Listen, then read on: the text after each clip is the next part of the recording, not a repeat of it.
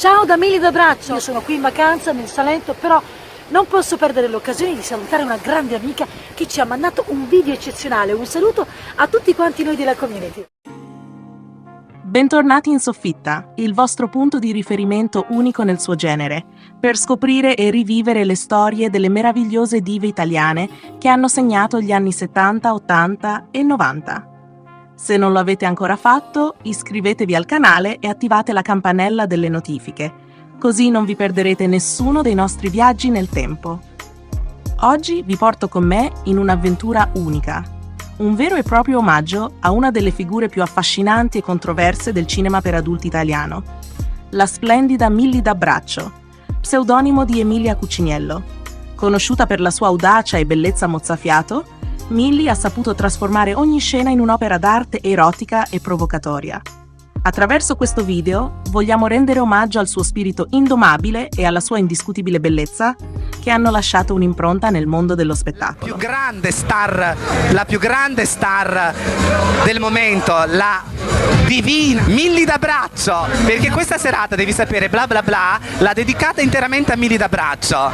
Sì. Mi trovate un po' in defiance. Sì, insomma, mi stavo preparando. Ma sei bellissima comunque. Milly nasce ad Avellino il 3 novembre 1964, in una famiglia di artisti. Sua madre era una regista, suo nonno un violinista e sua nonna una pittrice.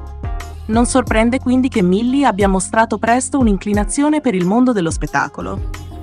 A soli 14 anni vince il titolo di Miss Teenager Italy, un primo passo che le apre le porte della televisione e del cinema. I primi passi nel mondo dello spettacolo la portano a calcare le scene minori del teatro e del cinema, ma è la televisione a regalarle il primo assaggio di quella fama che, credetemi, sa di miele e peperoncino. Non puoi tornare a fare... Quelli della televisione un po' ragionano così, sono molto bigotti, diciamo, perché poi la televisione non è più come un tempo. Siamo tornati indietro. Con lo pseudonimo di Milly Moo, Milly inizia a lavorare in programmi come Galassia 2 e Vedette, al fianco di una debuttante Alba Parietti. Ma non si ferma qui, lavora in teatro con Lando Buzzanca e Amedeo Nazzari e ottiene piccoli ruoli in film con Roberto Benigni e Johnny Dorelli. Tuttavia, nonostante il talento e l'impegno, il grande successo tarda ad arrivare. Ma amici, la nostra Milly aveva ambizioni che andavano oltre i confini stretti di un set televisivo. Il suo carattere era troppo grande per essere confinato. Senti, come va lo spettacolo? Ho visto che è molto pieno, devo dire che veramente hai riempito le platee, il vuoto lasciato da Moana. Ma non lo so, spero, credo. Poi l'importante è che ci sia sempre gente, no? Quindi poi sono loro che ripaga. Ed eccoci al 1992, l'anno della svolta. Milly, stanca delle richieste inaccettabili dei produttori cinematografici, decide di prendere in mano il proprio destino. Se devo barattare sesso con i ruoli, tanto vale fare la diva a luci rosse. Almeno gli attori sono carini, dichiara con audacia. E così entra nella scuderia di Riccardo Schicchi, il re del hard italiano. Entrare nella scuderia di Riccardo Schicchi non è per le anime timide. Ma Milly non era certo una che si tirava indietro. Schicchi vede in Milly un potenziale incredibile. Dopo un radicale cambio di look, con un taglio di capelli corto e rosso fuoco, Milly abbraccia uno stile che la rende inconfondibile.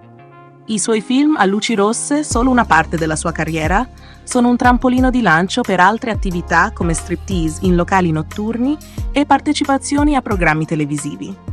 Ricordiamo tutti il suo iconico look, quei bustini che lasciavano poco all'immaginazione e quei tacchi che avrebbero fatto invidia a una Venere moderna. Ma non dimentichiamo, sotto quell'armatura di femme fatale, il talento indiscusso di una donna che sapeva cosa voleva e come ottenerlo. Che cosa chiedono oltre lo spettacolo i telespettatori? C'è qualcosa di particolare che ti chiedono? Ma no, mi chiedono gli autografi. Sì, ogni tanto mi chiedono perché non usciamo insieme, però... E non era solo sul set che Milly incantava. Le riviste di quegli anni, quelle pagine lucide che sfogliavamo di nascosto, erano spesso illuminate dal suo sorriso provocante e dalla sua bellezza disarmante. Millie sapeva come tenere banco, sia che si trattasse di uno striptease in un locale notturno o di un'intervista televisiva in cui non risparmiava verità scomode. Ho letto sui quotidiani delle critiche molto frenetiche delle tue concorrenti, le quali dichiarano che a volte si eccede e si cade nella volgarità. Secondo te qual è il rapporto con la volgarità in questo tipo di attività? Ma le persone volgari sono le persone che si elogiano da sole, non so, sia uomini che donne, le persone che si danno dei vincitori o vincitrici da sole. Come per tutte le star che entravano a Diva Futura, i film erano solo la scusa per fare scandalo.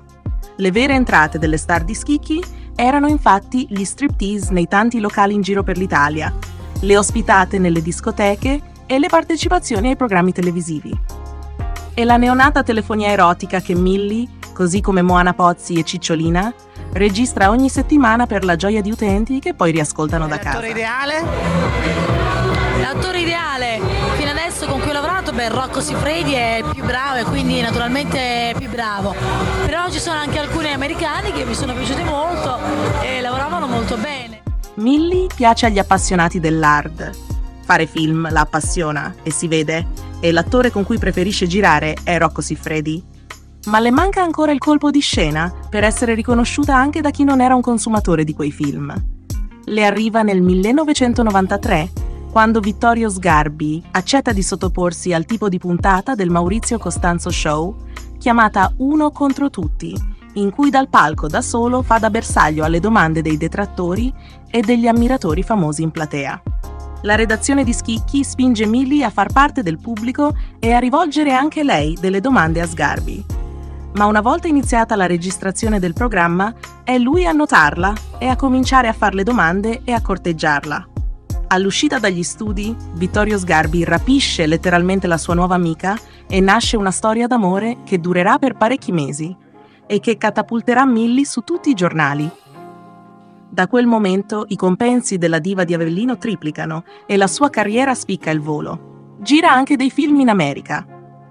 Dopo repentini allontanamenti dalla Diva Futura e inevitabili riavvicinamenti, il suo destino nelle luci rosse sarà legato a quello della parabola discendente di Schicchi, che, ammalato e impegnato da guai giudiziari, si dedicherà sempre meno all'agenzia fino alla sua scomparsa nel 2012. Per quel tempo Millie aveva già abbandonato il set, aveva avuto un altro figlio e deciso di sperimentare anche i ruoli manageriali, come produttrice lei stessa di film per adulti e producer musicale. Storica la piazzata durante i provini di X Factor del 2010. Una pupilla di Millie d'Abbraccio, Martina Cambi, che nel 2012 trionferà a Castrocaro. 2 anni prima è stata infatti al centro di una clamorosa querelle tra Millie d'Abbraccio e Anna Tatangelo durante i provini per l'ammissione al famoso talent show. La cantante Ciociara, nelle vesti di giudice, aveva bocciato la giovane scatenando la rabbia della sua manager. La lite si è conclusa con la Tatangelo che ha mandato a quel paese, per usare un eufemismo, la d'abbraccio e il video della zuffa è diventato immediatamente virale su YouTube. Io continuo a parlo con lui. Scusami, l'unica cosa, quando una persona è niente, l'offesa è 0. Vabbè,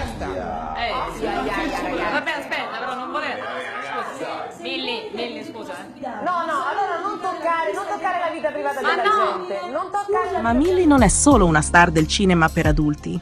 Nel 2008 si candida con la lista dei socialisti per il 10° municipio di Roma, ottenendo però solo 19 voti. Nonostante questo insuccesso, non si arrende e nel 2011 annuncia la sua candidatura a sindaco di Monza, che poi ritira per candidarsi a Torre del Greco. Cioè, molte persone hanno pensato basta con tutte queste facce da... e quindi noi abbiamo in qualche modo messo in pratica il loro pensiero. E volevamo attirare l'attenzione su di noi, sul Partito Socialista e su Millie d'Abbraccio, e quindi l'abbiamo fatto apposta. Nel 2010 Millie sorprende tutti dichiarandosi omosessuale e intraprendendo relazioni con donne. Non vorrei fare coming out, comunque non vorrei offendere i maschietti, però diciamo che mi piacciono le donne. Oh, finalmente, ecco. Negli anni successivi decide di reinventarsi ancora una volta, diventando escort MILF in Svizzera, dichiarando che il mercato del sesso per le donne mature è in pieno boom. Cari ascoltatori, Milly D'Abbraccio è un esempio vivente di come talento, coraggio e una buona dose di provocazione possano cambiare le carte in tavola. Una donna che ha saputo reinventarsi più volte, restando sempre fedele a se stessa. Se vi è piaciuto questo viaggio nella sua vita, lasciate un like e condividete il video con i vostri amici. Scrivete nei commenti quale diva vorreste scoprire nel prossimo episodio. Noi della Soffitta di Pippo siamo qui per raccontarvi le storie che amate, con un pizzico di malizia e tanta passione.